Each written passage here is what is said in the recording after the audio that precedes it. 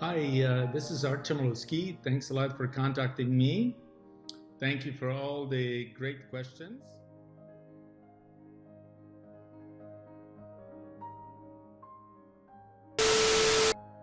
Good morning, my name is Fabiola.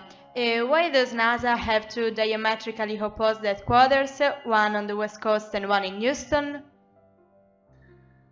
Okay, so here's the first question from Fabiola.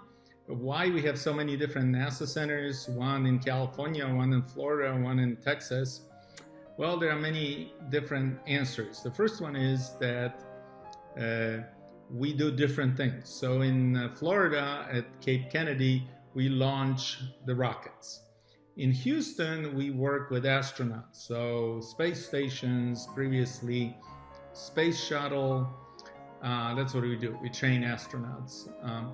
And then where I work at the Jet Propulsion Laboratory in California, in Pasadena, we work on robotic flights. So we send robots to planets. Good morning, I'm Gianluca Battaglia. Why have you chosen Titan as your study destination and not other nearer planets or satellites? Thank you, bye.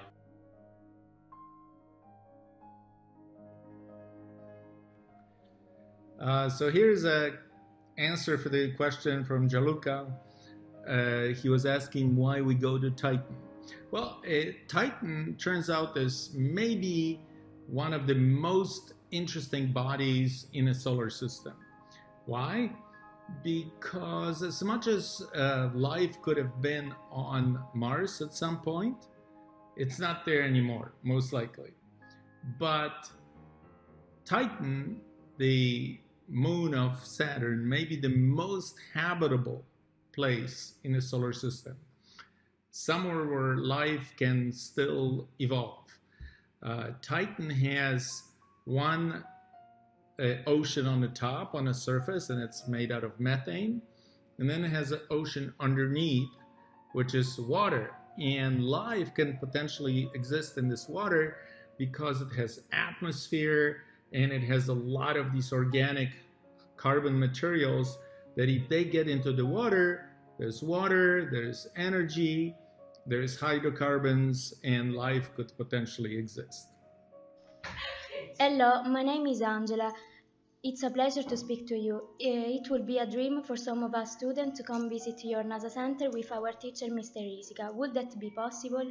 It will really be a dream.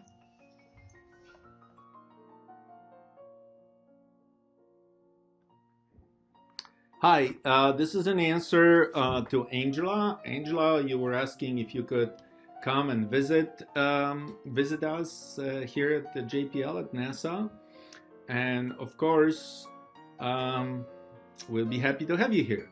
You can come on a trip. Maybe you can come on some exchange program. Maybe we could send these guys to Italy and you would come here. You're welcome to come. We can find you places where you can stay so you don't have to pay for the hotel. And we can show you NASA Center here. Um, the climate is good, just like in Sicily, so you're not going to be freezing. Yeah, please come. Let's talk about it. I also run a space academy for high school students, so maybe we can Skype with the students from the academy. And Nico and Nathan may tell you they work here now. They just started a week ago. They can tell you if it's really as interesting as they thought it will be. Nico, Nathan. Well, I've been here for this is my fourth day now, and so far it's hard work, but it's the most exciting work that I've been able to partake in. So I'm definitely feeling it here. And this has been my fourth week here at JPL. It's been a lifelong dream, just like yours, to come and visit a NASA center. And I'm so excited to be here and work on these great projects with great people and learn all these wonderful things. So hope you can come one day and we can meet all of you. Good answer, you get a raise. Good morning, I'm Aurora. How long will this mission last? Is it expected that one day human beings will set foot on another planet or in a satellite of solar system? And if so, which one and when? Thank you, bye. So here's an answer to Aurora. Aurora was asking if humans will land on Titan and when. And well, it's not going to happen anytime soon. Titan may have life, but it's pretty tough for humans because the temperature on Titan is about 94 degrees Kelvin, or minus 180 degrees Celsius. That's very cold. The lakes are made out of methane. There's not that much water on the surface. We would have to drill to get the water. Maybe there's some frozen water on the surface. It's also far away. It's, you get about the daylight on Titan is like maybe a night with a full moon on Earth. So it's livable, but it's not so great. Thank you for your great questions. It's late here, so I'm going to go to bed. I'll get up in the morning and try to answer some more of your questions tomorrow morning. But thank you. Great questions, and you speak great English. I'm very impressed. And all of you are so good-looking boys, good-looking girls. What is this? Versace School of Fashion Design that you have? You're very nice-looking kids. I hope that you're gonna maybe visit us here in California, or maybe you could Skype with the students here from high school. So I'll answer some more questions tomorrow, but for the time being, arrivederci.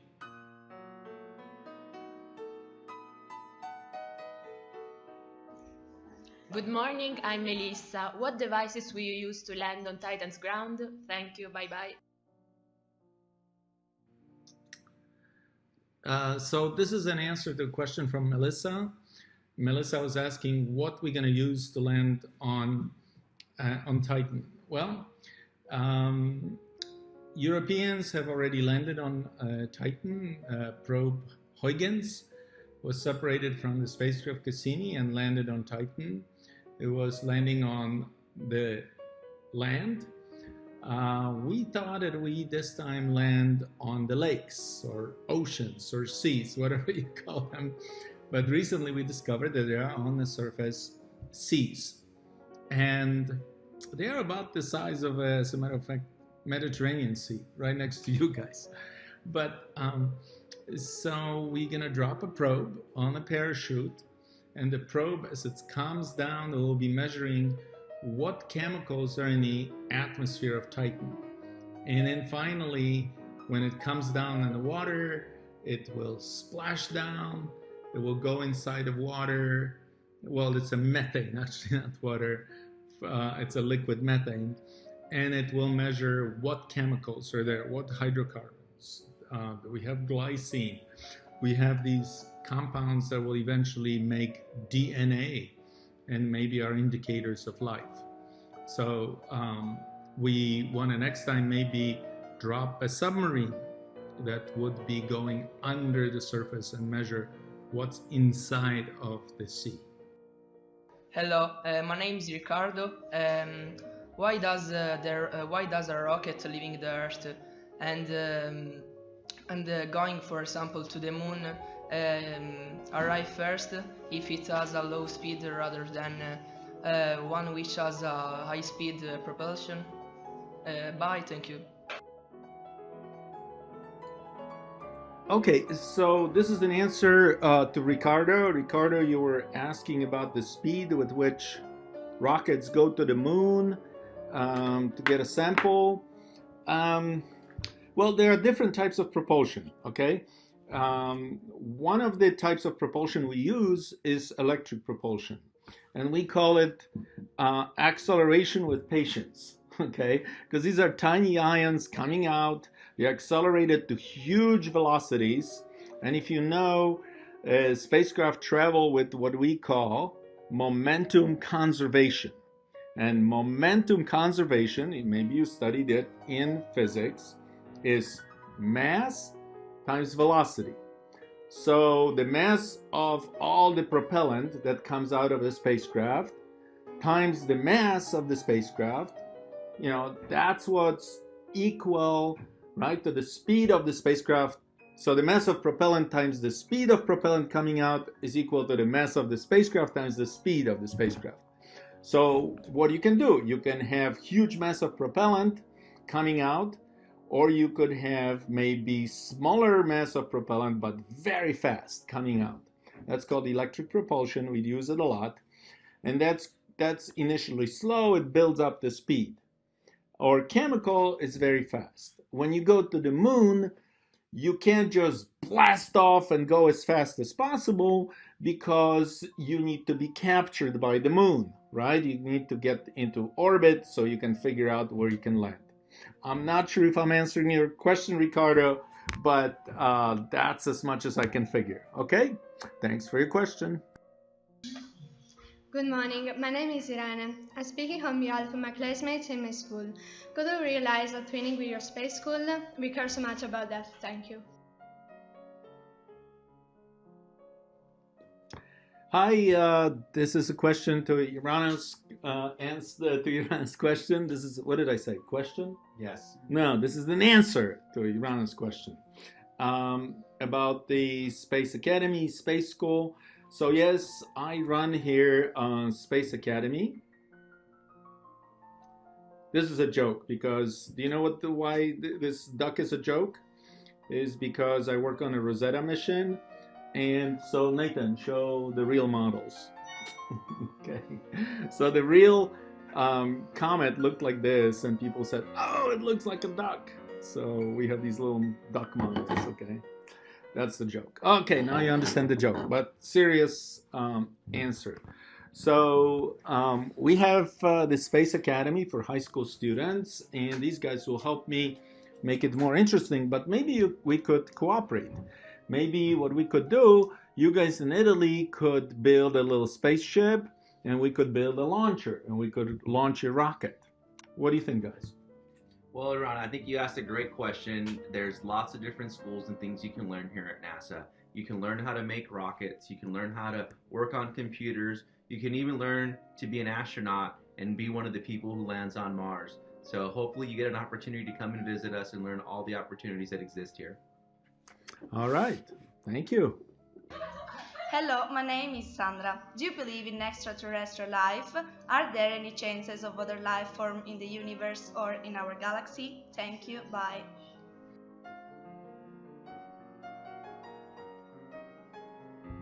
Hi, this is for Sandra. Sandra asked if there's extraterrestrial life. Okay.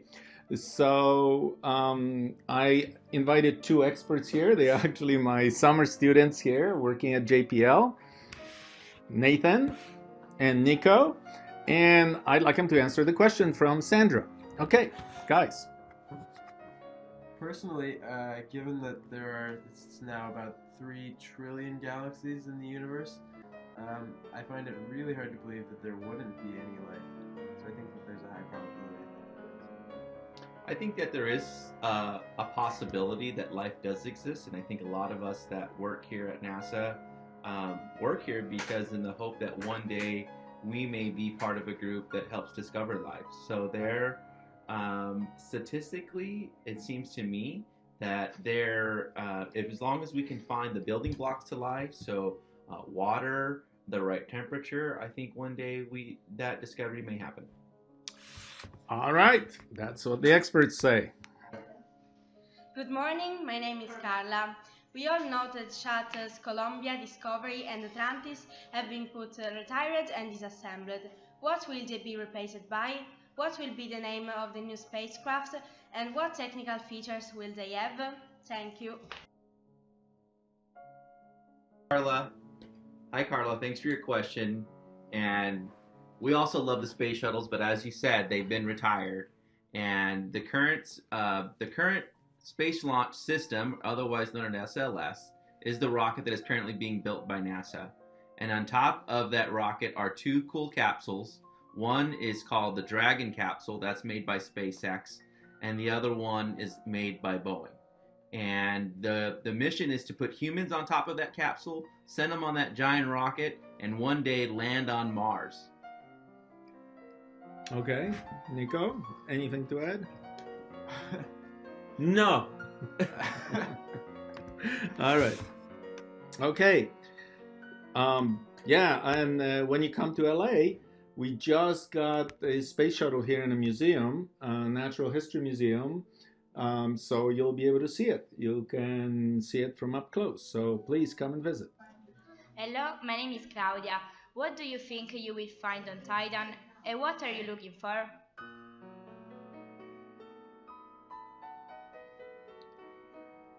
So here's an answer to the question from Claudia. Claudia, you're asking what do we expect to find on Titan? And well, eventually we expect to find life there. Life can exist on Titan. But it's very difficult to figure out if you found life or not. It's easy for us humans. I look at you, you're life. You look at me, I'm life. You look at this computer, not life. You look at this lamp, not life. You look at Lulu, Lulu is life. But normally it's very difficult to figure out what is life. What is the definition of life? I ask you that question. Maybe you can respond and tell me, what do you think is life? But life could potentially exist on Titan, and that's why it's so interesting. Hello, I am Federica. Do you believe that the Moon City, that is a place on the moon where we could spend our vacations, will soon become a reality, or will it remain only a fantasy? Thank you, bye. Hi, this is a question from Federica. She's asking if we're gonna have vacations on the moon sometime soon. Yeah, that would be an interesting place. Not maybe as great. I'd rather go to Italy than go to the moon. Moon is tough because it doesn't have an atmosphere. And if you don't have an atmosphere, so what happens is you have to be wearing a suit all the time when you walk around because there's no air. That's one thing. And secondly, because there's no air that kind of evens out the temperature, then when you're facing the sun and you're wearing a suit, then maybe the front of your body is 130 degrees Celsius, but the back may be minus 130. So you have to wear suits that all circulate water, some warm water in your suit all the time so you feel warm. So it's not so great. We probably will have sooner or later bases on the moon, but I don't know, maybe your kids will go. Not very, very soon. And to tell you the truth, I'd rather go to Mars first or Titan.